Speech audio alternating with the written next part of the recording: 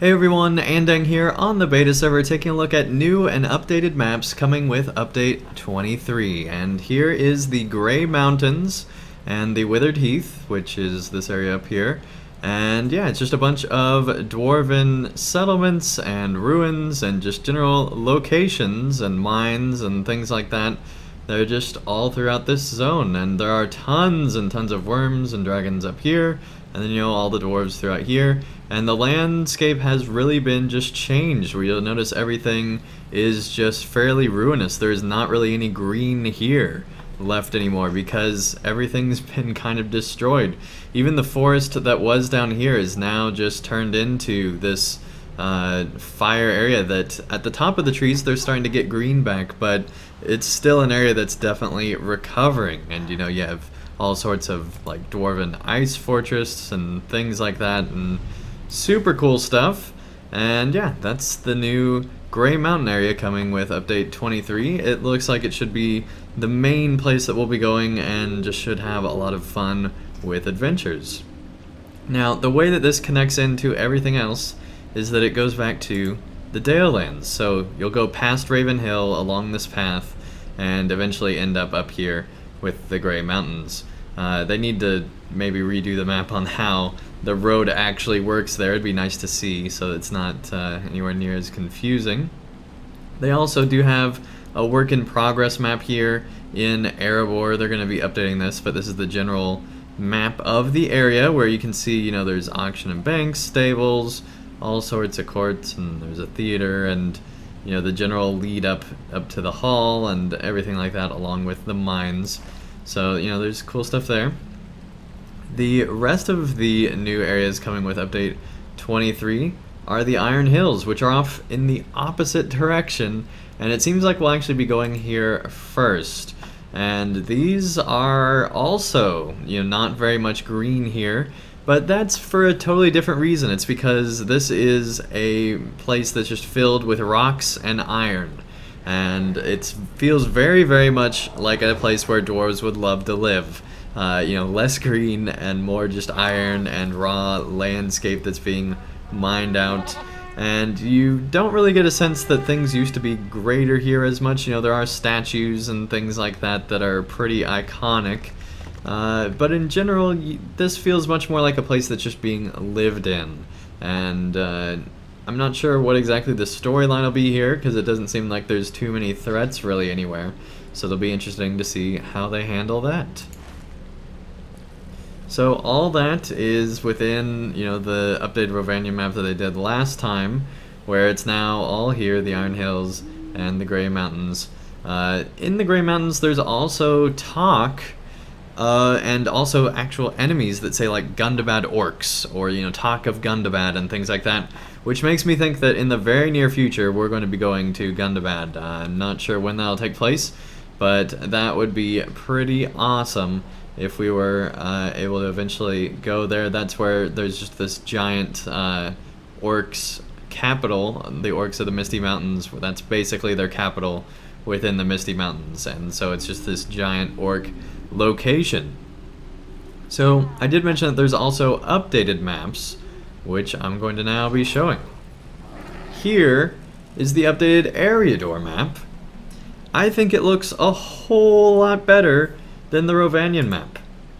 The Romanian map, there's just so many things on it that it's hard to tell what's what. Like, look up here, within just this tiny little space, you have 1, 2, 3, 4, 5 labels just within this tiny little area here, let alone all the other labels surrounding. It's just, there's too much stuff just crammed into this map, where East Rohan, at least, it's very clear. You can click on those and it's much more spread out. Way too much stuff up here though. On the Eriador map, it's a whole lot different. It's a whole lot better in my opinion, where within Erluin there's like 2 things. Within the Shire there's 2 things. Within Bree there's only 1 thing. Within Loneland's 1 thing. Trollshaw's 1 thing. Etmore's nothing. So Forakel nothing. It's much easier to be able to read everything and tell that, okay, red stuff I can click on. Great. Thank you for letting me know. Everything red I can click on. This is how the Romanian map should be.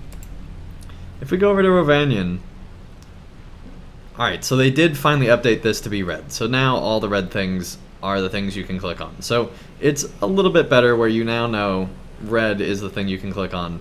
Although for some reason we can't click on the Misty Mountains here, even though it's lit up there. So maybe they're going to be changing that at some point. But anyway, it would be so much simpler if they just had less clutter on this map. I still don't like it. I wish they had less. It's just way too much in a single spot. I feel like they'd maybe even be better if they made Rohan be its own region and cut off Romanian like here. And so like LOTRO's Romanian had a cutoff here. Because then you'd be able to be zoomed in more and everything wouldn't be as cluttered. Maybe that's just a silly idea because I know Romanian is this entire place, but you know, if you go to Gondor, it just has Gondor and, you know, a little bit of Mordor, but it's mostly just Gondor. I feel like you could have the same thing for Rohan. And it'd make it be much easier to tell where things were, because this is probably the largest landmass, except for maybe Eriador, but I think it really is the largest landmass map, and they've just cluttered it up way too much. Alright, I'll get off that. I do think that the new areas are nice. I'm glad that they're adding these in. I think it's weird that they're still following the Gondorian map style with these maps, but the overworld maps are, you know, this new updated map. I think that's kind of weird.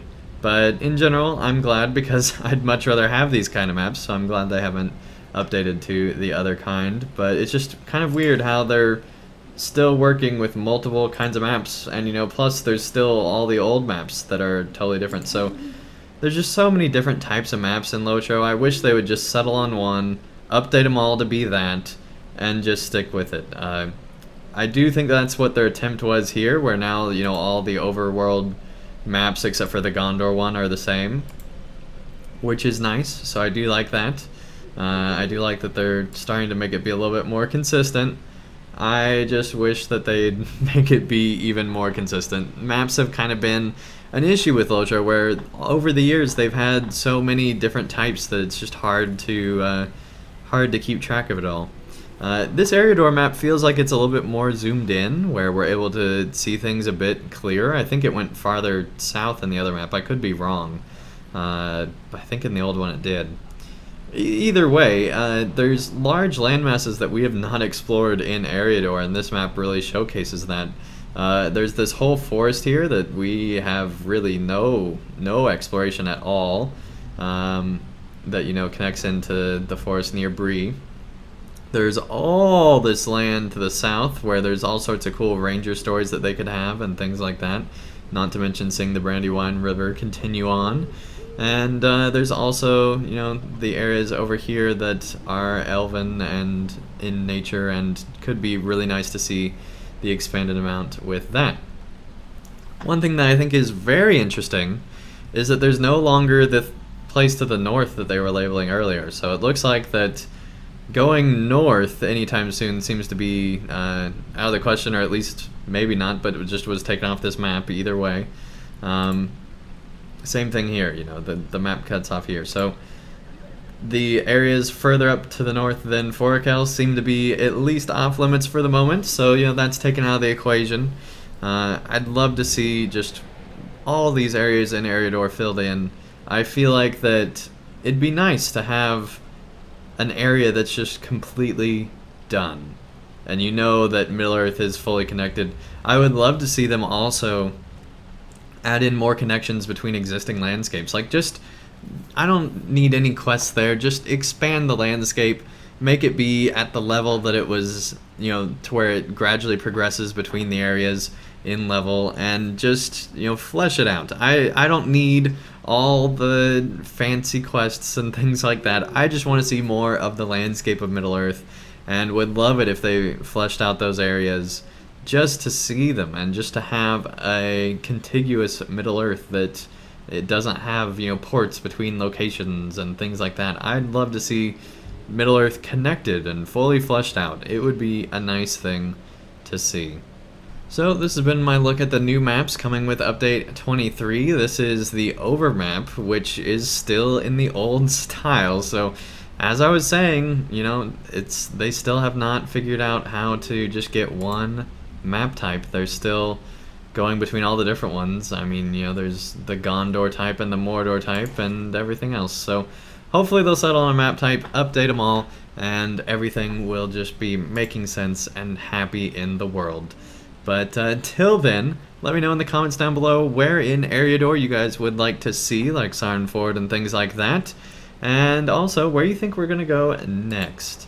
I think Gundabad will be on the list at some point, and I also do think that, of course, we're going to be going to Minas Morgul in the very near future, so that's also on the list of things as well. But beyond that, I'll be interested to find out. I know there are talks of going to Harad at some point, which I would love to see, so hopefully they'll be able to do that as well. Anyway, let me know in the comments down below what you guys think. Leave a like on the video if you enjoyed it. Thank you everyone so much for watching, and I'll see you again real soon for more of Update 23.